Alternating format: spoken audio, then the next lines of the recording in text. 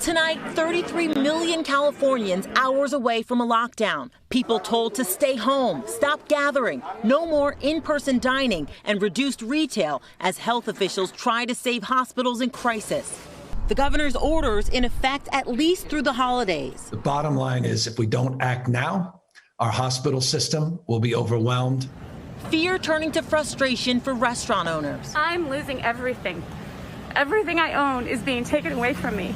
And they set up a movie company right next to my outdoor patio. And for so many other workers forced to close down, desperation. We've been taking one for the team, and there is nothing left to give, like nothing left. In some parts of Southern California, defiance. The sheriffs of Orange and Riverside counties saying they won't enforce the state's new stay-at-home orders. Riverside County Sheriff's Department will not be blackmailed, bullied, or used as muscle against Riverside County residents in the enforcement of the governor's orders. Even as the virus surges to unprecedented levels in both counties, conflicting messaging and patchwork enforcement causing confusion. It adds a lot of confusion to who's right, who's wrong. Desperate pleas from the nation's top doctors for Americans to take this seriously. I want to be very frank to the American people.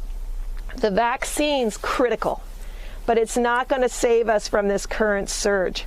Only we can save us from this current surge, and we know precisely what to do.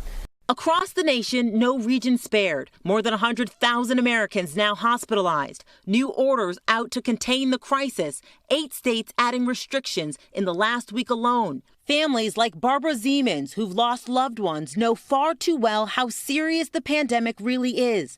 The pain of losing her father will never go away. A lot more families are going to be in my shoes, and it didn't have to be this way.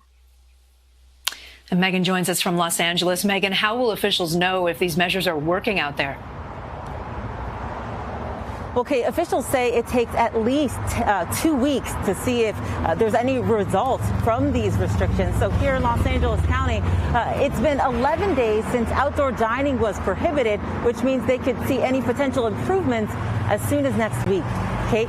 Hey, NBC News fans, thanks for checking out our YouTube channel. Subscribe by clicking on that button down here and click on any of the videos over here to watch the latest interviews, show highlights, and digital exclusives.